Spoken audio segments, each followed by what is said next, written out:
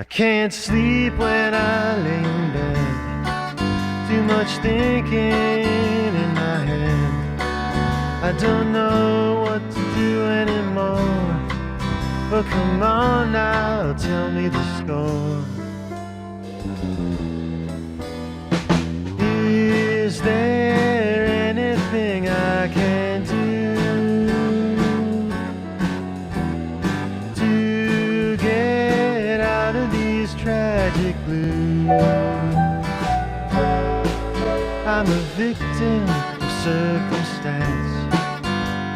I never really had a chance. I lay down and stare at my feet. You know the world has got me beat. Welcome to today's edition of Mental Health Matters. Today's topic is justice for all. We'll be talking about resources in the community for people who have been victims of crime. Here we have with us today Miriam Elman Chow, Director of Victim Resource Center from McGeorge School of Law. Welcome to our show, Miriam. Thank you very much. Thank you for having me today. Thank you for joining us. So I guess we can jump right into it. Can you tell me a little bit more about the Victims of Crime Resource Center? Sure, Jesse. So the Victims of Crime Resource Center was established in 1984, kind of at the height of the victims' rights movement. Nationally, victims of crime historically used to prosecute their own cases in the criminal system. A lot of people don't know that. And then over the years, over the decades, the states took over the role and hired prosecutors that would prosecute the criminal cases. And the victims' rights movement was all about making sure that victims are injected in the criminal justice system and given a voice in the process. So legislatures, law enforcement, victims, victim advocates came together and decided that they needed a resource center to make sure that victims have a place where they can call to get information about their legal rights and also resources available to them. And that's why we were established in 1984. So we are in the penal code. We're located on the campus of McGeorge School of Law in Sacramento, and we are a statewide resource. Okay. So, Miriam, tell me, why did you get into this type of work? Like, what made you want to, kind of get off into this? Sure. So I was attracted to victims' rights as a law student. I really wanted to practice in an area that helped people. Yes. And I worked at the Victim Center as a law clerk and really saw the effect that the information that we're giving the callers had on them, really empowering them with information about their legal rights and also informing them about resources that otherwise they would not have known about. So I really, really liked the fact that it empowers people, that it really makes a difference to victims who a lot of times are unserved and don't have a voice in the system and end up being re-victimized by the system that's supposed to bring them justice. Yes. So that's why I was attracted to this area in the law. Absolutely, absolutely. So is it safe to say that a lot of members in our society, or at least in the Sacramento community, have a lack of education as far as what resources are available to them when they are being victimized? Absolutely. A lot of victims don't know the resources out there. They don't know what their rights are. A lot of times at their first contact with police, they're supposed to be provided with their Marcy's Law Card, which lets them know what their rights are, and also has a list of resources. Unfortunately, it's given to them with a lot of other brochures and pamphlets, and when somebody's victimized, it's a very traumatic event. Yes. So it's hard for a person to really sort through all of the information that they're provided. And a lot of times they will call the numbers that they're given and not really know what services are being offered at the particular organization that they're trying to reach. So we're really there to help them figure out what resources can assist them and where they can go to get that help. And I think this is a really, really good resource center that you guys are actually running, because I know there are a lot of people who don't know or are afraid to step forward when they're being victimized. And I know I shared a little bit about this with you earlier, that I had a friend who called me, a little earlier today, and he had received 3 back-to-back phone calls from his sister. And so when he, stepped out to give her a call back, she had communicated to him that, she was really upset. She was, really fearful because something had happened to her. And so he went back in and he, ended up working out I think for like 30 more minutes, and then he stepped back out. And so when he called his sister, she had communicated to him that the place that she worked, one of the people, and I'm trying to be careful of my words because I don't want to share too much in details, but she pretty much was sexually assaulted today. And so she was really fearful that she was going to lose her job. She was concerned about if she should share it with her husband, even because she didn't, think that people was going to believe her. Right. And so he said he was going to give her a call back and instruct her to contact the HR department. And so that's just one of many crimes that goes on Right. with people in the community. Right. And in her case, she's fearful because she didn't want to lose her job. She don't want to lose her job, and she's also fearful that people won't believe her. Right. And Right. think about how many people are in those type of situations and don't know about the services that you guys provide. Absolutely, absolutely. And our service is confidential. So if anybody shares information with us, it is kept confidential. And we are able to provide them with information. For instance, if she's looking for assistance with employment matters, help direct her to the organization that deals with this particular area in the law, and they'll be able to help assist her by providing her with the necessary legal information. And we'll be able to provide her with information about her legal rights as a victim of sexual assault. Wow. The organizations out there that can help her, what her rights are in the criminal justice system, and also her options in the civil system. Oh, that's awesome. That's awesome. So what services does the Victim of Crime Resource Center provide? And I know we kind of talked about it a little bit just now. And how do you guys provide that service? Okay, so we provide a lot of services actually, mainly through the 1-800 Victims line and website. We provide the phone line from 8 a.m. through 5 p.m. Monday through Friday, and anybody can call to get free information about their legal rights, both in the criminal system and also the options they have in the civil system. A lot of people have questions about small claims that we're able to answer. If people have questions about restraining orders, and unfortunately we have a lot of those questions. Yeah. Questions about restitution, we're able to provide that type of legal information directly over the phone line or over the chat function, which we've implemented about 2 years ago when we noticed that people are really more comfortable getting information online. Yes. Because it adds that extra level of anonymity. Yeah. And a lot of people don't want to share their information. Yeah. They don't want to talk to somebody directly. They just want to send a message and get a response. So the chat function has been very successful, and we've been able to answer a lot of calls or a lot of requests for information that way. We also provide publications on a variety of issues. These publications are translated in English and Spanish. Oh, nice. And they're on cyberbullying. We have publications on a guide to victim services, on elder abuse, on domestic violence. And the way that we choose the topics is basically by the questions that we're getting. Yeah. So, for instance, we're receiving a lot of calls about restitution. Victims have an order for restitution and they don't know how to go by collecting it. Yeah. So we created a guide to restitution for crime victims in California that goes through all of the information that we would generally share over the phone line, but it's in a booklet. Wow. And these publications can be ordered for free by calling the 1-800 Victims line or visiting our website. Another thing that we offer to the community is Know Your Rights presentations. So we go out and present on a host of issues, so everything from elder abuse to holiday safety at the senior centers this time of the year, Wow. to share information about different crimes, human trafficking, etc., but also make sure that people are aware of the 1-800 Victims line and our services. We go weekly to the food bank here in Oak Park and present to their family education program to their constituents and educate them on different issues pertaining to crime victims in California. And we also provide these presentations to victim service providers, because a lot of them unfortunately are also not informed and aren't aware of Marcy's Law and the different Yeah. services out there. So really educational to make sure that everybody's aware of what's out there for crime victims and aware of the 1-800 Victims line. Another thing that we provide for service providers in particular is free legal research.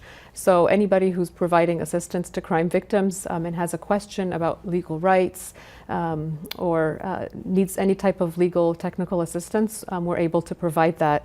And what we do is once we have the question, my staff, which is comprised of law students, Nice. law school graduates, and newly barred attorneys, will do the research, write a memo, and get back to the person that made the request with a formal memo within 7 to 14 days, depending on the complexity of the issue. Wow, wow. Yeah, and all of our services are for free.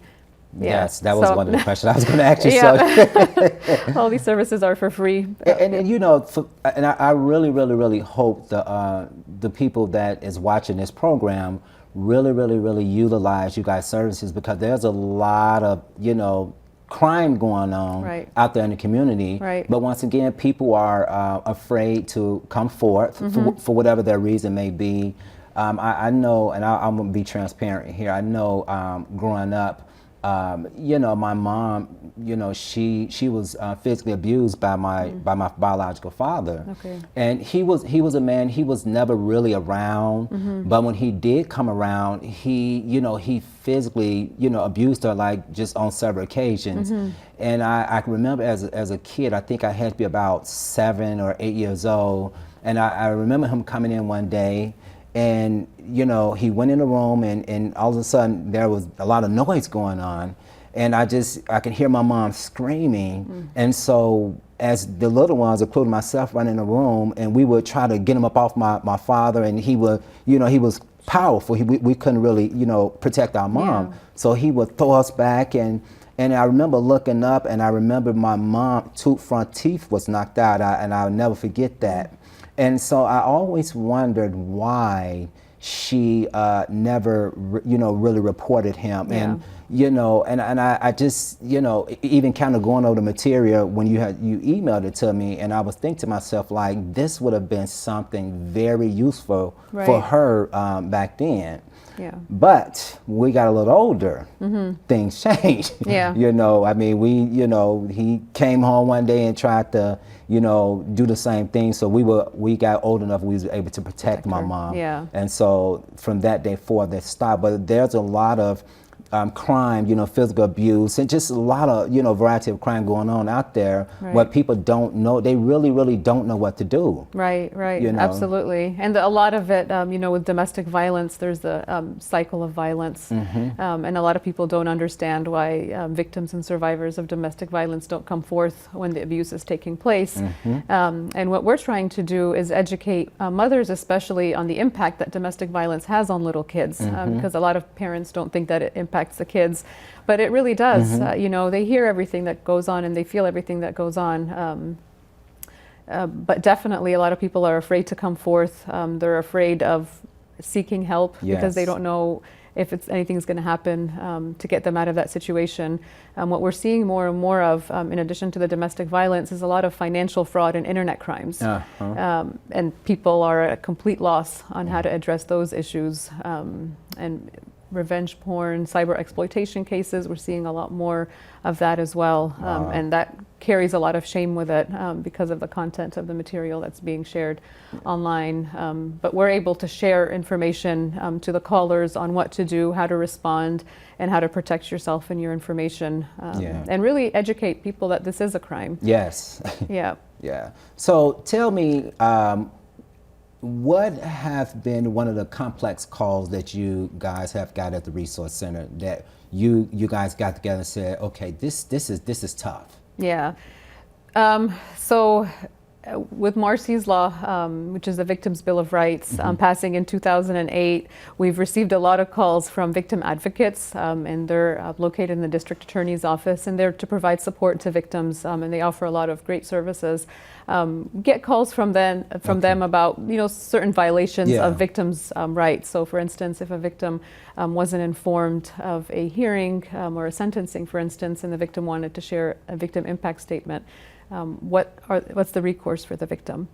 Those are tough calls to answer because while it is a victim's constitutional right that was violated, you know, there's also the defendant's right in the process that can't be trampled upon. So it's a difficult balancing act, and it's still a new area in the law. So still needs a little bit of vetting. The difficult cases are cases involving children. Oh, yeah. Yeah, child abuse, child sexual abuse, human trafficking has grown exponentially. Wow. And we've received calls from runaways who are also victims of human trafficking, and that's very, very difficult Wow. to deal with. Yeah. So, yeah. Yeah. So your services, is it just limited to Sacramento County or? Yeah, so the 1-800 line's actually statewide. Okay. Yeah, we help victims of crime throughout the entire state of California and offer that same technical assistance that I talked about for service providers throughout the whole state of California. Okay. Yeah. Why was the center established? Like, Yeah, so the center was established, as I mentioned earlier, it was during the victims' rights movement, kind of at the peak of it, and really to give victims a one-stop shop Yes. to get information, right? Instead of referring them out to 20 places, not knowing whether or not those places will be able to provide the assistance or the information, to provide them with one place to call where they can get information about their legal rights. Yeah. And it is really the only place where victims can call to get free information about their legal rights Yes. in California, and get an idea of their options in both the civil system and also the criminal justice system. Yeah. And we do have a one-of-a-kind, nationally recognized database on our website, and we're going to be releasing an app over the next few weeks. Oh, nice. Yeah, and it's county-specific resources that are broken down by like crime type. Nice. So if you're a victim of identity theft, for instance, in Solano County, you go to Solano County, then you go under the identity theft tab, and it'll give you resources available both that are local, statewide, and national that can provide assistance. Wow. And the unique thing about our center is that we really tailor information to each caller, because each caller is different. Yes. We help victims of all crimes, not just domestic violence, not just stalking. We help victims of all crimes. So each caller is very unique in their needs, and we tailor the resource list and information that we provide to them specifically to their needs. Wow. I am definitely going to be pushing this resource because, glad. like myself, before I shouldn't say that, but years ago, I would have probably thought that, okay, in order to get this type of advice, I have to have a paid attorney. I have to have someone that I have to hire. Sure. And this type of service is just really a phone call or a click away. Right, right. And we don't provide legal advice Yeah. per se, we provide legal information. Yeah. But that legal information is very empowering to victims Yes. because otherwise they would have no way to access that information. Even when they are provided their Marcy's Law card, it's written in legalese, it's actually the legal text. Yeah. So a lot of people don't understand what it means or how to go by enforcing it, and that's really one of the main things that we do. Yes, that's awesome. So under California law, who is a victim? So the definition of victim in California is very expansive. It's actually the most expansive nationally. It not only includes the direct victim, so the person that was directly assaulted, for instance, but it also includes indirect victims, so that person's siblings, children, Oh, wow. parents. Yeah, so it's very expansive, and those people are also victims entitled to those same rights as the direct victim. Oh wow! See, now that's something that once again I wouldn't have thought of that. Right. So in other words, it's victims can be somebody that's affected by someone that was actually being victimized. Right, right. Okay. So for a victim of assault, that victim's spouse would Yeah. also be a victim entitled to the same rights as the direct victim. Oh, Yeah. nice. Entitled to compensation. The Victim Compensation Program is a great program here in California. And if the spouse, for instance, of the assault victim also needs mental health services, they can apply for it as a victim of a crime. Yes. So you just kind of touched on my next question. Okay. So how, in your opinion, just since you kind of been dealing with these callers and people in the community, how does them being victimized? How do you see this affecting their mental state of mind? Yeah, so crime affects everybody very differently, depending on the crime type. Really, some people are able to bounce back fairly quickly. Others are traumatized for years. And unfortunately, I've seen cases where people have tried to commit suicide, especially with cyberbullying cases. And you may have heard of a few cases here in Sacramento County of youth in schools who have committed suicide as a result of cyberbullying. So it impacts everybody very differently, just depending on the crime. Yeah. And I really feel like it's important for victims to access services, and especially mental health services, to determine what their need is. Because definitely, you know, as soon as that crime is over, they are on the road to recovery. It's just a matter of getting there. Yeah, and I know sometimes people who are victimized, they tend to self-medicate on alcohol, drugs, and, you know, things of that nature. Sure. And sometimes, you know, if the family members are paying close attention, especially with little children, they would know something is wrong. Right. You know, so if they were educated, they can kind of go in and kind of pull that information out of them, you know, to get them the help that they need. Right, right. I think that's across the board for children, but also for elders with elder abuse, you know, and when we go out and present, we talk about signs of elder abuse, just so that others in the community can say, hey, you know, my friend's been acting a little strange. Let me check on her, make sure that everything's okay. And really, that kind of intervention makes the world of a difference to crime victims. So what are their rights? So victims in California have rights both in the California Constitution and also in the Penal Code. The Constitution obviously trumps the Penal Code. There are 17 rights in the California Constitution under Marsy's Law, which was passed in 2008. And basically the goal of Marsy's Law is to give victims a voice in the system, to let them feel that they are part of the criminal justice system and not just a spectator kind of in the back of the courtroom. So some of the rights include the right to be treated with fairness and respect, the right to be heard, the right to be informed of certain hearings, the right to be to get restitution, the right to have the victim's safety taken into consideration when bail is set. So they're very broad rights and very empowering for a crime victim. I actually want to share the story behind Marsy's Law with you. So Marsy's Law was passed because of a family struggle with the criminal justice system. Marsy was a college student, and she was stalked and murdered by her boyfriend. They were dating, and they had a falling out, and he kept trying to contact her, and she finally responded, and he said, you know, I'm going to kill myself. I feel so bad that we've broken up. And she was such a sweetheart that she agreed to meet him. And he came out and he shot her right in the face. He was arrested, and the parents went to the arraignment and saw him being charged. And then after her funeral, a few days later, they went to the grocery store to buy some bread. On their way out of the grocery store, the mom ran into the accused killer. Yep, he was released, and nobody told them. He was released on bail, and nobody told him. So that re-traumatized the family, and it was really their life mission to educate the community, and to make a change in the law, because they did not feel like it was fair that they were not informed that this person was released. And he ended up taunting them. You know, it's not like he went away quietly while they were awaiting trial. He would drive by their house. He would do all sorts of things to taunt them and further victimize them. So it was their life mission to get some laws on the books. In 2008, Marsy's Law did pass. And it's the most expansive victims' rights nationally, and now more and more states are actually passing laws called Marsy's Law, giving victims constitutional rights in those states to make sure that victims, just like a criminal defendant has rights, the victims have rights as well. Wow. Who can help the victim understand and enforce these rights that they have?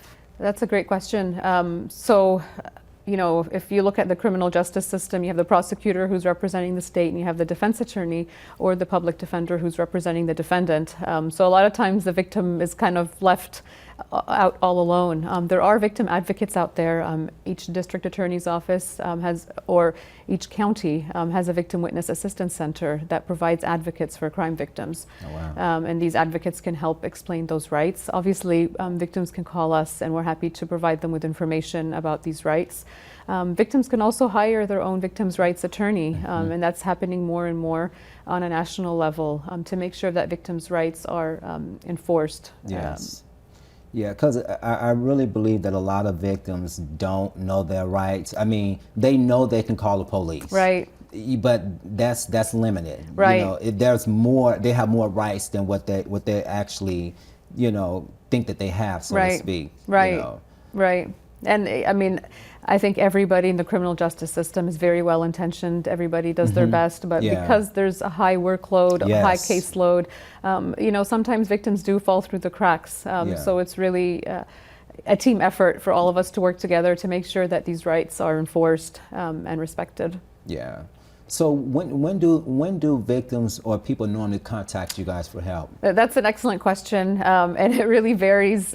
We have people that contact us actually before they contact law enforcement. Wow. You know, in cases like the ones that you mentioned earlier, where they're a little bit apprehensive, Yeah. they're a little unsure. Well, is this a crime or is it not a Yeah. crime? Well, unfortunately, we have some illegal immigrants in California, Yeah. and a lot of them are afraid of immigration repercussions if they do contact law Yes. enforcement. What's going to happen to them? So they contact us because they know that the call is confidential and for information. We have other people that call us 20 years after a crime. Wow. And they're asking whether or not they can still access victim services. So for instance, with the sexual assault cases, especially child sexual assault cases, victims are getting nightmares, they're having trouble, so they want to seek mental health treatment, but they want to see whether or not they can still access the California Compensation Program. Yeah. So yeah, it just all over the spectrum. We get calls before contacting law enforcement all the way to many, many years after the crime took place. Wow. So are you saying there's really no limit on the years that the crime go by that they can get assistance with? Not from us. Okay, We're not happy you to guys. help, at any point, and Wow. with any questions. For the different programs that provide assistance, they do have some limitations. Okay. And they do have some also qualifications. So not all crimes would qualify for victim compensation, for instance. And for other programs, it's also limited to the crime type Yeah. and the time. And I know we kind of touched on this earlier, but can you kind of, talk a little bit more about what type of crimes that, you guys assist with or help victims with? Sure. So we help with all crimes. The main Yeah. crime type that we deal with, not most popular. The main type that we deal with, unfortunately, is domestic violence, Wow. and that's because it occurs quite frequently in our society, unfortunately. So, and a lot of victims don't know about the resources available to them. A lot of them have questions about restraining orders and how to get restraining orders in their community, and what their rights are through the process. Yeah. Identity theft has become very rampant as well. So we're receiving a lot of calls, especially now around holiday season. Yes. A lot of mail thefts, etc., and people don't know what to do or how to protect themselves from that, and financial crimes in general. Yes. And we're seeing, like I said, a lot more cyber crimes for sure. Yes. So how is the center funded? How do you guys? So we're funded by a grant through the California Office of Emergency Services, with a match from McGeorge School of Law. And nice. we've been there since 1984, and the California Office of Emergency Services has always been very supportive of our program. And we very much appreciate it for sure. I'm sure, and I'm sure the people that's receiving services from you guys appreciate it too. Well, we do our best to provide high quality services, to make sure that no call goes unanswered, and really, are very proud of the fact that we do pick up every call. Yeah. It's very rare that a call has to go to voicemail. Yes. Because we don't want to frustrate victims and re-victimize victims, through the process of them trying to get help. Yes. So we really want to be there when they call to answer their questions. And a lot of times, very simple questions, just asking for a specific resource. Other times, it's a more detailed question, but we're, happy to help. I know what you're saying is true, because I ended up calling you guys. Oh, did you? Okay. And I called back to back too, because I wanted to get a little bit more information, because I knew you was coming on the show. And the staff that picked up the phone was he had so much information to give me. Good. So I'm like, okay, this will work, because I have to type everything up. And I was like, okay, I'm thankful that he was able to pick the phone up. And I hung up, and I'm like, oh, I have another question for him, and I called back, and he picked up again. So Yeah. that's good. Yeah, and we really go through, a process when hiring to make sure that we hire, people that really care, that really want to Yes. do this, because you do want somebody who has a lot of compassion and a lot of empathy to be dealing with crime victims, to really let them tell their story. Yes. And, stop when they want to stop. Yes, I So- mean that's important because if you Right. got somebody that's calling who might, be having a traumatic experience, Right. and sometimes people they just want to talk, they want to, Right. they want to get it off their chest because Right. they've been holding it in for so long, Right. and Right. that actually helps them to make the decision to move forward and get the help that they need, so to speak. Right, right. Yeah. Another nice thing about the center is that because we're staffed with law students and recent graduates, it really exposes them to an area of the law that they otherwise wouldn't be exposed to, Yeah. and that's victims' rights. So a lot of them find it very eye-opening, and a lot of them want to go and end up in the prosecutor's office or even be public defenders, but they want to be exposed to that angle Yes. in the criminal justice system. So it's a great opportunity for them to learn and to really see what it's like from the victim's lens. Yes, get that firsthand experience. There's a difference from school books Right. and real life. Right, absolutely. So when you get that real life experience, then it does kind of open your eyes just a little bit more. Right. Because you're dealing with real life people now. You're dealing with their feelings. You're dealing with their situation. Right. And you're dealing with their life. Right. And so, guys are doing good work there. Thank you. I appreciate that. So how can people contact the center? Yeah, so through the 1-800 victims line, or we have a local number as well that I think you're going to be airing. Okay. Also, if they visit the 1-800-victims.org website, that's where they can contact us through the chat function and link out to our email address. Okay. Yep.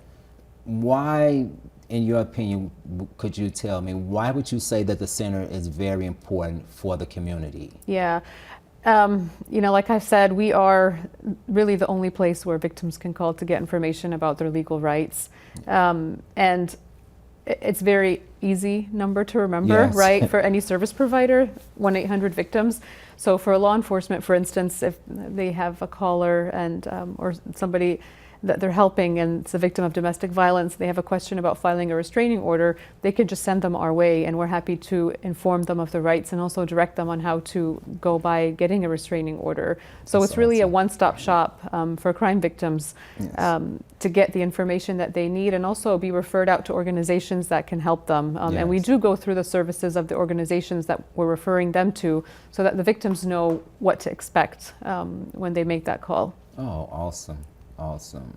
So what if no charges are filed? Can the victim still get justice, and if so, how? That's an excellent question, Jesse. So as we talked about earlier, in the criminal case, the prosecutor is really the one in the lead, in charge of the case. They're the Okay. ones that are deciding, how to go about the case, what's going to be charged, etc.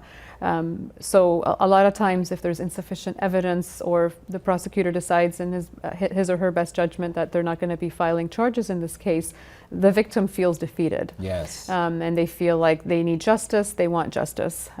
So there is another route, an alternate route, the civil route. They can actually hire an attorney and file a civil suit against the person, or small claims depending on what the issue is. Yeah. In a civil suit, the victim, through their attorney, is the one that's actually the driver Yes. of the case. They're the ones that make the decisions, and they're the ones that decide, how they want to proceed with the case and what they're going to be requesting. Obviously, in a civil case, you can't send somebody to prison. Yes. You're asking for monetary compensation. So that's the difference. But it does empower a lot of victims to go through the civil route, at least. The person, the perpetrator, gets in trouble somehow from their perspective, and to them, that's justice. Interesting. Follow-up question. Uh-huh. So what if someone was wrongfully incarcerated? Okay. And from my understanding, people who are incarcerated are able to make phone calls. how would they be able to utilize you guys' services if they was wrongfully incarcerated Okay. and they wanted to just kind of get some information or resources from you guys? Okay, and you're talking about somebody who's currently incarcerated? Yeah, currently incarcerated. Okay, and we actually get a lot of mail from folks that are incarcerated, and we do refer them out. Okay. So there are a lot of innocence projects, Yeah. a lot of organizations out there, nonprofits that do provide assistance to people who feel like they're wrongfully incarcerated, Yeah. and that they want somebody to take a second look at their case. So we do respond to those letters Yeah. and those requests with the information that hopefully will be helpful to those folks. Yes. Yep. So you guys, you're doing a lot over there. Thank you. I appreciate it. A lot. So what type of victim services are there in the state of California? Yeah, so there are a lot of victim services, and we touched on a few of them. So the main two really are the victim witness assistance centers. And like I said, sometimes they're located in the district attorney's office, and some of them are independent, but they are located in every county. And they provide an advocate to crime victims that will help them throughout the criminal justice system. So if a case is filed, they'll help them, but also if there's no case filed and nobody's arrested, they can still provide different services. And that's in each county. And just about every caller that contacts us, we usually recommend that they reach out to their victim advocate to get more information about the case, information about any hearings. They'll actually help them with their victim impact statement. And one of the most helpful things that we've found is that they actually help victims with their victim compensation forms. And that's the nice. second most important program that I'm going to talk about. It's the California Victim Compensation Program, which provides monetary assistance to crime victims in California. A lot of victims need financial assistance to help them overcome the financial burdens caused by the crime, whether Yes. it's medical expenses, dental expenses, therapy, relocation, home security. They help with a lot of things, the California Victim Compensation Program, so the victim advocates can help with those forms. The compensation program, they are a payer of last resort. It's always important to remember that. Yeah. So if a victim, for instance, has medical insurance, they would have to go through their medical insurance first before trying to get financial assistance with medical expenses through CalVCP. But it's a great program and a great resource for victims. There's the Safe at Home program for victims of domestic violence and sexual assault. It's run by the Secretary of the State's office, and what they do is provide victims with a P.O. box that helps them keep their address confidential from the perpetrator. Oh, nice. Yeah, so they can use the CalVCP for relocation, relocate to a new safe place, and then they use a Safe at Home for that P.O. box. There's also a great program called VINE, which is run by CDCR, and it provides notification of when somebody's incarcerated. Anytime they're released, they're moved from one location to the next, or they escape, it sends notification to anybody that registers for that service. Which That's is great important. because, yeah, a lot of victims are concerned about the perpetrator getting released, Yes. getting relocated, or if, they escape custody. So that's a great program, and all these programs are for free. Yeah. The California Department of Corrections and Rehabilitations also has a victims and survivor rights unit, and they provide assistance to victims whose the perpetrator in the crime is incarcerated in state custody. Parole hearings, they provide information on parole hearings and help victims prepare for that and wow. attend those hearings. The Attorney General's office in California also has a victim services unit, and they provide help with cases, criminal cases that are going through the appeal process. Yes. So also by providing a victim advocate. So all these services are available for crime victims, and they're all for free. Yes. And it's a great resource, and people that call us, we go through all these services, explain what they do, how to contact them, and then we also refer out to other organizations in their county that can provide other types of assistance, because a lot of people need help with shelter, food, Yes. et cetera. So Yes. mental health assistance. So. Yeah. Wow, this is a lot of good information that you're providing, and once again, I really hope people utilize your services, because it's needed. It really, really is needed. Like I shared with you earlier, we get a lot of calls, from people who think that they are being victimized. I kind of want to touch back on the elder population, because I oversee a program Okay. for for the older adult population. And a lot of them, you know, they complain about, you know, their landlords or family members or caretakers are, you know, taking money or, you know, they had this much in their account and now they don't have, you know, their money's $500 or whatever it may be. And a lot of them, they really don't know what to do. Oh, yeah. You know, and that's a growing targeted population. Absolutely. Because they're older. Right. You know. Right. Absolutely. And there are services out there. Actually, McGeorge has an elder law clinic, legal clinic that provides assistance to elders. But yeah, we're seeing more and more crimes directed at elders, and unfortunately, a lot of it's perpetrated by family members or caregivers. You know, by misuse of power of attorneys, having somebody change their will, etc. So definitely a lot of crime targeted towards the elder population. And when we go out to senior centers, what we're seeing is that a lot of them are using the internet. And you know, they're getting emails and they're falling for a lot of scams online. So it's become very unfortunate because the information is not out there about these scams are enough, you know, of a warning to the seniors. But a lot of it's happening through the computer, unfortunately. So it's really critical for us to educate our seniors on how to be safe online, because it's very, very easy to fall prey to scammers that way. Yeah, and I'm always, you know, I always get glad when we do call some of our clients or potential clients that want our services, and we receive a phone call from like the daughter or the son, and they want to know more about our services and how was my mom and dad referred to you guys. I like that because that lets me know that, you know, they have somebody in their corner, although they need, you know, somebody to come over there and provide companionship services for them. They still have somebody in their corner to make sure that they're not being victimized, potentially, so to speak. So and of course there's adult protective services that'll go out and investigate any claim of abuse, financial or physical. So it's wonderful. There are a lot of services, you know, out there. And we use that services a lot too. You know, so we kind of, you know, educate our volunteers to, you know, utilize them if they think that there's a, you know, anything of elder abuse going on, and they'll call us and let us know, and we kind of help them with the process. That's great. So, are there, well, let's talk about this. Shifting to mental health, what impact does crime have on victims? I know we kind of talked about that, but kind of expound on that a little bit. So I'm going to give you an example of the bullying and the cyberbullying, for instance, that we're dealing more and more with these days.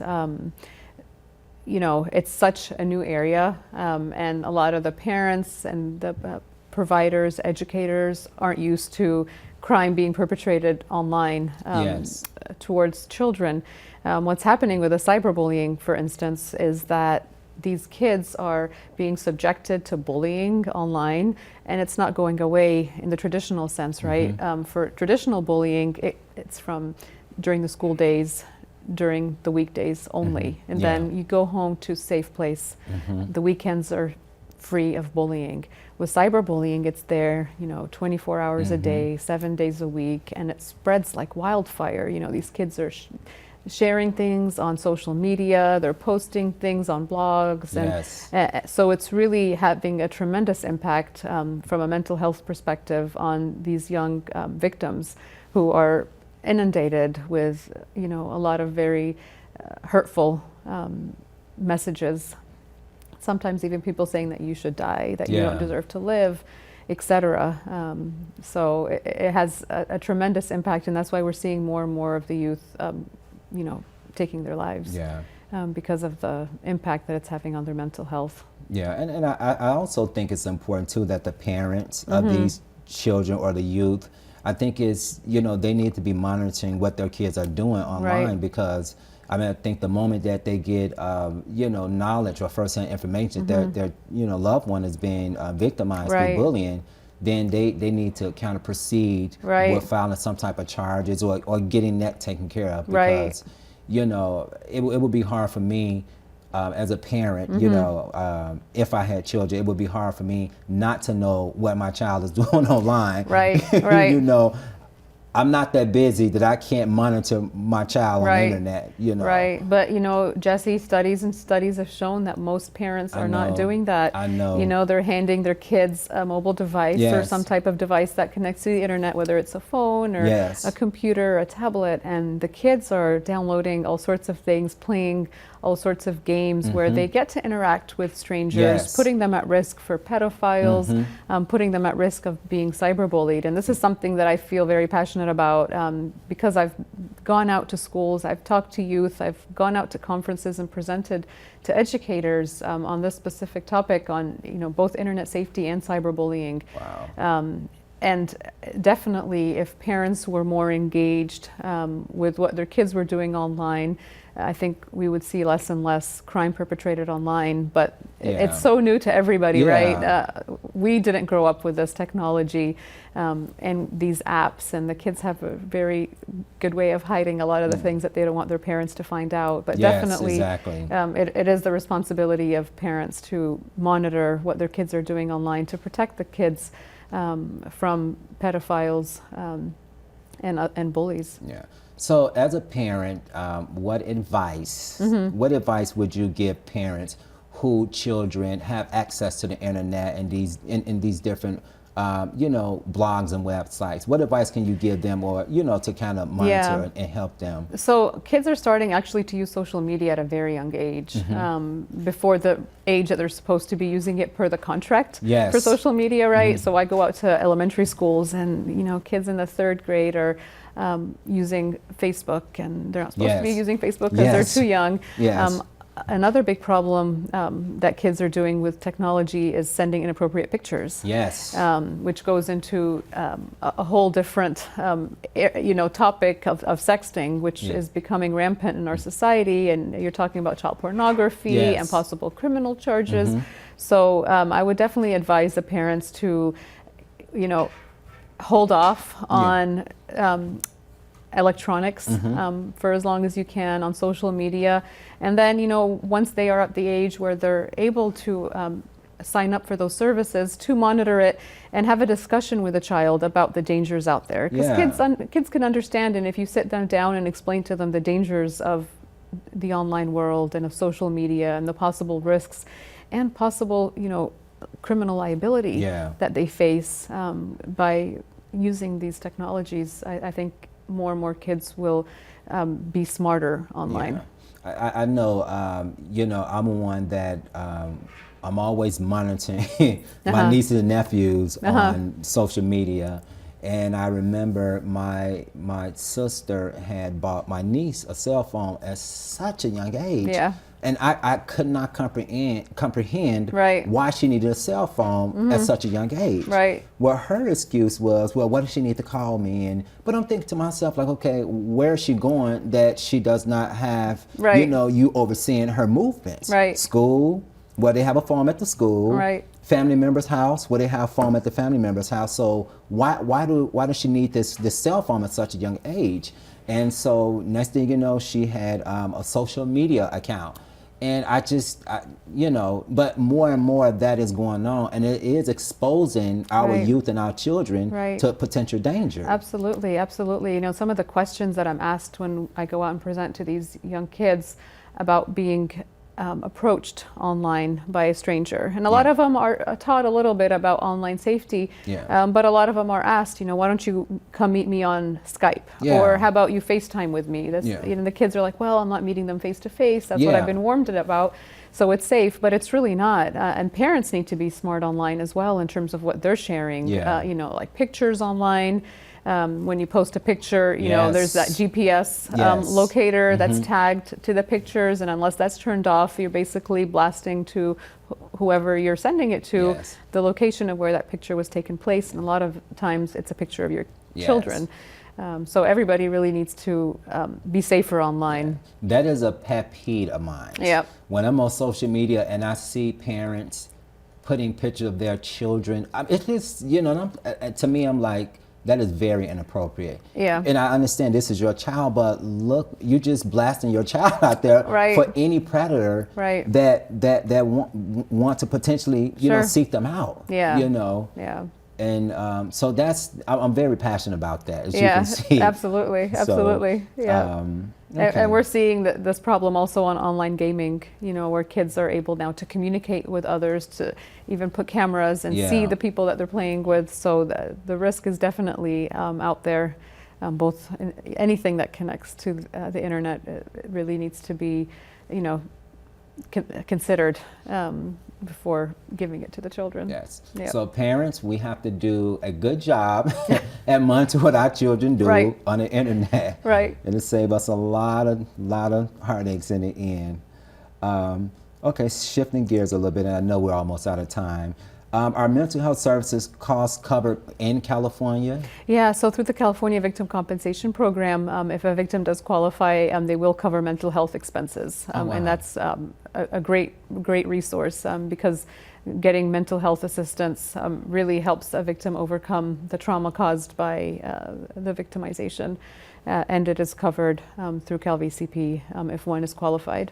Yeah. So when should victims seek out mental health services? At what point? Yeah, it varies really depending on the victim, but I always recommend that a person, talk to their medical provider and try to get help as soon as possible. Like you said, some people try to self-medicate, and that's something that you want to stay away from because you're not getting to the source of the problem, and you could be creating more trouble for yourself by doing that kind of thing. So definitely seek services as soon as possible, and realize that there are a lot of programs out there, a lot of organizations out there that provide assistance to victims and are there to provide support and guidance. Yeah, and if a person is a victim, there's nothing to be ashamed of. Absolutely. You Nothing, did not ask to be there. Exactly. Yep. There's nothing to be ashamed of. There's Yep. nothing to be fearful about. Right. The help is here. Absolutely. The resources is here. And, Right. and I think that's one of the things I want to say. Yeah. That you don't have nothing to be afraid of, nothing to be ashamed about. Right, right. And a lot of people,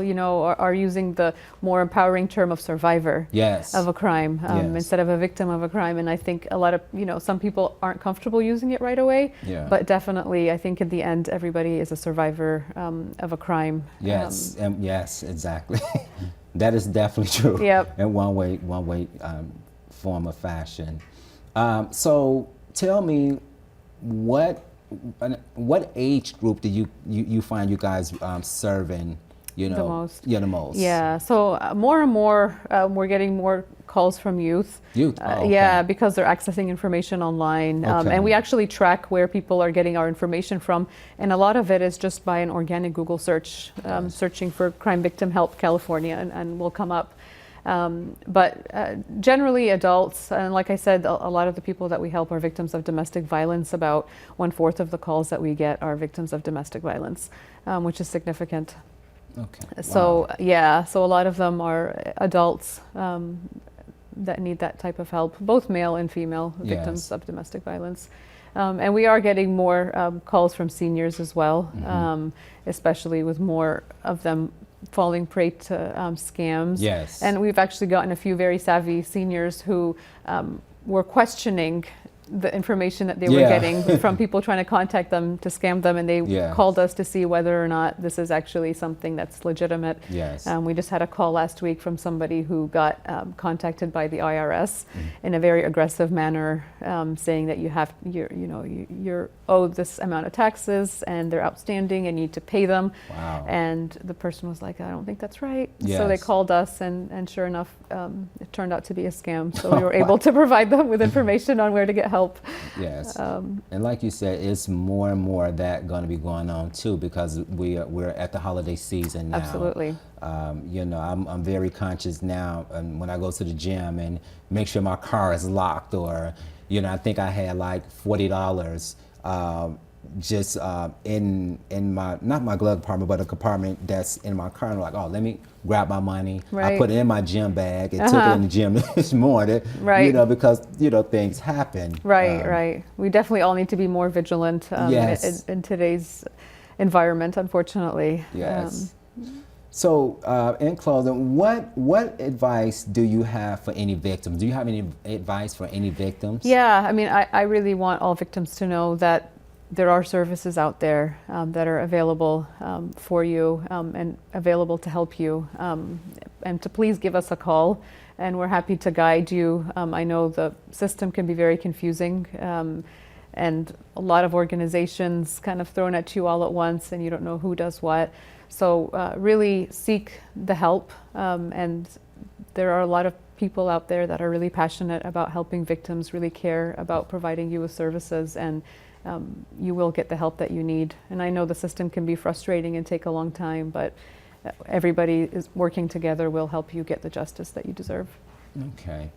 That's really, really good. Well, we're almost out of time. I think we got like a minute left. And I do want to say I really, really, really do enjoy having you on our show today. Not only did I learn a lot, but I'm sure that the people that's watching from in the community also learned a lot. This service is definitely needed. The service that you guys are providing to victims that have been victimized is something that I feel they all need, and it's a variety of crime, not just certain type of crime that happens to people, but you know, people can get the service. So I'm personally excited about what you guys are going to do to help people's lives, and so I do enjoy you for coming on our show today, and that's it today for our show, Mental Health Matters. If you enjoyed our show or have more information, please call area code 916-366-4600. Thank you.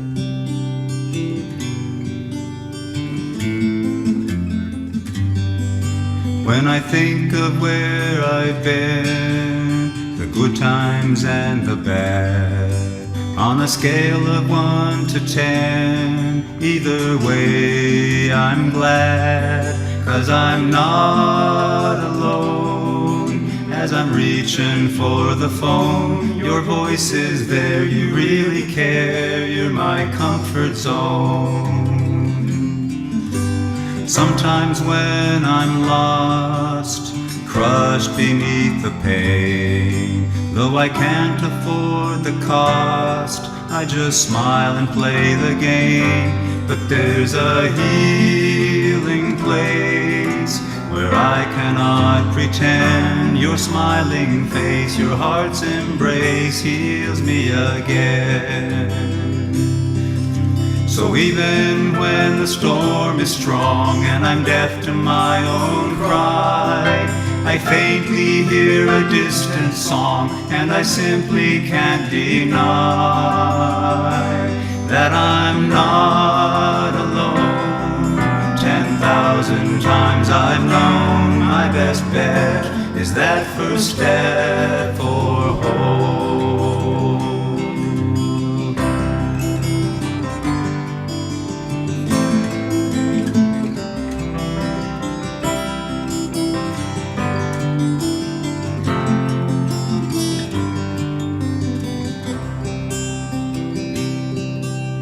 Trying to stand tall, I'm haunted by the past. With my back against that wall, one thing is clear at last. The kind of love you show to me flows from an endless stream, with shores so wide it won't subside. My mind had never dreamed how I'm not alone. Even when I'm on my own, your gentle touch is much too much to let me roll. So even when the storm is strong and I'm deaf to my own cry, I faintly hear a distant song, and I simply can't deny